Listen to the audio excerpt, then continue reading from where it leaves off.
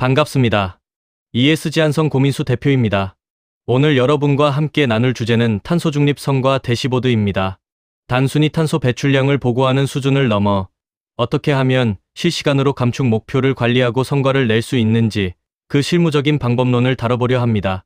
특히 KPI 설정부터 데이터 자동화, 대시보드 시각화, 그리고 실질적인 목표 관리 체계까지 핵심적인 내용을 하나씩 짚어보겠습니다. 혹시 여러분의 조직은 지금 탄소 데이터를 엑셀로 관리하면서 매달 말마다 취합하느라 진땀을 빼고 계시진 않나요?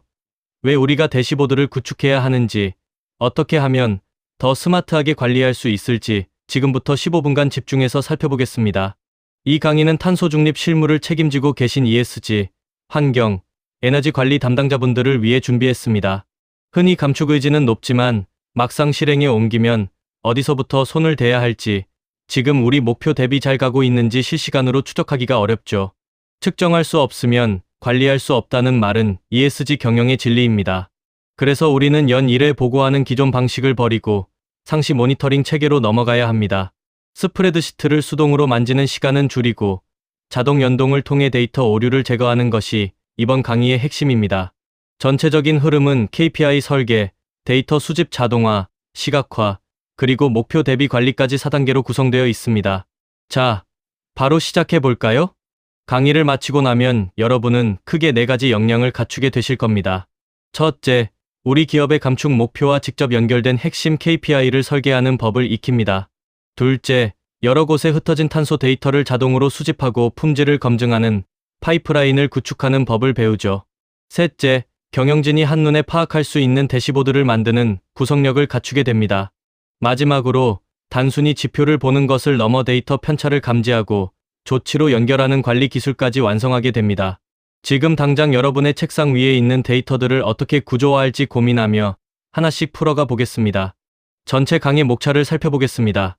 파트 0에서는 왜 탄소 대시보드가 우리 기업에 필요한지 그 전체적인 구조를 짚어봅니다. 이어지는 파트 1에서는 가장 중요한 KPI 설계, 무엇을 측정하고 어떻게 정의할지 실무적인 접근법을 다룹니다. 파트 2에서는 원천 데이터를 어떻게 자동화하고 품질을 관리할지, 파트 3에서는 핵심 정보를 어떻게 시각화하여 전달할지 알아봅니다. 마지막 파트 4에서는 목표 대비 편차를 어떻게 감지하고 관리할지, 대망의 조치 단계까지 정리하겠습니다. 각 파트마다 실무 예시가 준비되어 있으니 놓치지 마시기 바랍니다. 대시보드는 단지 예쁜 그래프를 모아둔 화면이 아닙니다. 이것은 마치 비행기 조종석의 계기판과 같습니다. 성과를 실시간으로 모아 감축 목표 대비 우리가 잘 가고 있는지 알려주는 관제탑 역할을 해야 하죠. 데이터가 흐르는 과정은 간단합니다. 우선 무엇을 측정할지 KPI를 정하고 어디서 데이터를 모을지 결정하며 이를 어떻게 시각화해서 보여줄지, 마지막으로 편차가 생기면 어떻게 조치할지 이 4단계 축이 돌아가야 합니다. 많은 분이 어떤 차트가 예쁠까를 고민하시는데 명심하세요. 대시보드의 목적은 예쁜 그래프가 아니라 더 빠른 의사결정입니다. 지금 즉시 대응해야 할 문제를 얼마나 빨리 찾아내느냐가 핵심입니다. 이제 KPI 설계를 다뤄보겠습니다. 흔히 하는 실수가 감축 목표와 상관없는 숫자를 나열하는 것입니다. 좋은 KPI는 목표에 직결되어야 합니다. 예를 들어 우리 회사가 SBT의 목표를 가지고 있다면 그 목표를 달성하는지 바로 보여주는 지표가 필요하죠. 비교 가능한지, 또 숫자를 보고 나면 지금 에너지 효율이 떨어지니 설비를 점검해야겠다는 식의 행동을 유발하는지 확인해야 합니다. 지표가 너무 많으면 오히려 산만해집니다. 경영진과 실무자가 집중해야 할 핵심 소수 지표만 뽑는 것이 실력입니다. 여러분의 기업은 지금 목표와 무관한 숫자들을 관리하며 시간을 낭비하고 있진 않으신가요? 그럼 실질적으로 무엇을 측정해야 할까요? 핵심 KPI로 저는 총배출량, 배출 원단위, 목표 대비 진척률, 전년 대비 증감률, 그리고 감축 기여도를 추천합니다. 여기서 총배출량은 우리 회사가 배출하는 규모를 보여주고 원단위는 생산성 대비 얼마나 효율적으로 탄소를 줄이고 있는지를 알려줍니다. 둘을 함께 봐야 성장을 하면서도 탄소를 줄이는 디커플링을 제대로 판단할 수 있죠. 원단위가 개선되어도 총배출량이 늘어난다면 그건 진정한 감축이라고 보기 어렵습니다. 지금 여러분의 사업장에서 매출은 느는데 탄소 배출량은 어떻게 변하고 있는지 바로 대답할 수 있으신가요? KPI를 설계하는 4단계 과정입니다. 먼저 감축 목표와 공시 요구사항을 확인하고 앞서 말씀드린 핵심 소수 지표를 선정합니다. 그리고 계산식과 단위를 정의하고 마지막으로 목표선을 설정하죠. 좋은 KPI의 조건은 명확합니다. 목표와 연결되어 있고 데이터가 측정 가능하며 반드시 비교할 수 있는 기준선이 있어야 합니다.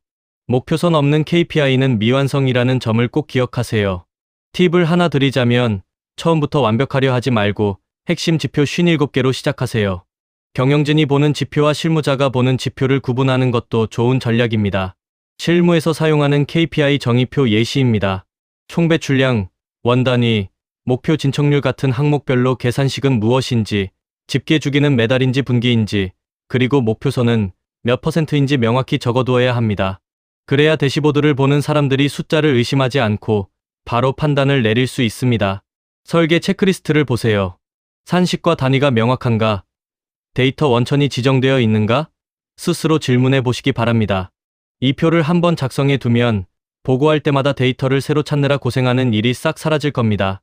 파트 2로 넘어가서 데이터 수집 자동화에 대해 이야기해 보죠. 수기 수집으로는 절대 실시간 관리가 안 됩니다. 월말에야 데이터를 집계하고 있는데 무슨 조치를 취하겠습니까? 수동 스프레드시트 방식은 오류가 잦고 검증이 어렵습니다. 무엇보다 데이터가 어디서 왔는지 감사 추적이 안 되죠.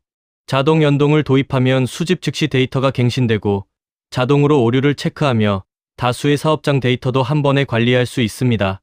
수기로 데이터 입력하시느라 한 달의 절반을 보내고 계신 분들, 이제 그 시간을 자동화 시스템 구축에 투자해야 합니다. 데이터는 어디서 올까요? 계량기, 센서, 청구서, ERP 혹은 협력사에서 옵니다. 이 파편화된 데이터들을 하나로 모으는 것이 핵심입니다. 이를 우리는 Single Source of Truth, 즉 SSOT라고 부릅니다. 지표, 시각화, 보고서가 모두 같은 데이터베이스를 바라보게 만드는 것이죠. 배출량 계산은 활동량의 배출 개수를 곱하면 되는데 중요한 건 이 개수를 최신 상태로 유지하는 것입니다. 혹시 각 부서마다 탄소 배출량을 제각각 계산하고 있진 않나요? 데이터를 한 곳에 모으는 것은 데이터 관리의 첫걸음입니다. 데이터 수집 파이프라인은 수집, 검증, 정규화, 적재 4단계로 나뉩니다. 여기서 가장 중요한 것은 자동 검증 규칙입니다. 흔히 쓰레기가 들어가면 쓰레기가 나온다지아이지오고 하죠. 잘못된 데이터가 들어오면 대시보드는 바로 신뢰를 잃습니다. 예를 들어 요금은 500%가 올랐는데 생산량은 그대로라면 자동으로 경보를 띄워야 합니다. 단위 체크도 필수입니다. 리터엘, 세제곱미터, 킬로와트시구를 혼동해서 입력하는 경우가 비일비재하거든요. 검증을 자동화해야만 대시보드가 살아있는 정보로서 가치를 갖습니다. 데이터 원천 관리표입니다. 데이터별로 원천이 어디인지, 수집 방식은 무엇인지 정리해보세요. 전력은 실시간 I로, 가스는 청구서 기반의 월간 업로드로, 생산량은 ERP 연동으로 설정합니다. 모든 데이터를 처음부터 자동화하기 어렵다면 일단 매달 업로드하는 데이터부터 명확한 기준을 세우고 단계적으로 API나 IoT 연동을 확대해보세요. 데이터 품질 체크리스트를 보면 단위 표준화부터 담당자 지정까지 꼼꼼히 챙길 수 있습니다. 지금 여러분의 데이터는 잘 관리되고 있나요? 누군가 퇴사하면 데이터 찾는데 일주일이 걸리지는 않나요? 이제 파트 3 시각화입니다. 숫자만 나열된 표는 아무도 안 봅니다. 경영진은 대시보드를 길어야 3초 봅니다. 그 3초 안에 목표 대비 어디에 있고 무엇이 문제인지가 안 보이면 대시보드는 실패한 것입니다. 나쁜 시각화의 특징은 너무 많은 숫자를 빽빽하게 담고 목표선이 없어서 이 숫자가 좋은 건지 나쁜 건지 알 수 없게 만드는 것이죠. 좋은 대시보드는 3초 안에 통찰을 줍니다. 여러분의 화면을 보고 의사결정권자가 바로 그럼 이 사업장부터 조치해 라고 말할 수 있어야 합니다. 대시보드는 크게 5가지 요소로 구성됩니다. 맨 위에는 가장 중요한 KPI 카드들을 배치해서 현재 성과를 요약합니다. 그 아래에는 목표와 실적의 추세가 담긴 차트를 두어 전체 궤적을 보여주죠. 그리고 기여도 순위를 통해 어디서 가장 배출이 많은지 우선순위를 파악하게 합니다. 사용자가 사업장별, 기간별로 파고들 수 있도록 필터 기능을 넣고 문제가 생기면 즉시 알 수 있는 경보 영역을 배치합니다.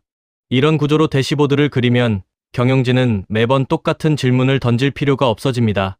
어떤 정보를 보여줄 때 어떤 차트가 좋을까요? 시간에 따른 흐름은 당연히 선 차트와 목표선을 겹쳐 그리는 게 좋습니다. 부문별 배출 비중은 누적 막대 차트가 적합하죠. 기여도는 가로 막대 차트로 순위를 매겨서 보여주면 됩니다.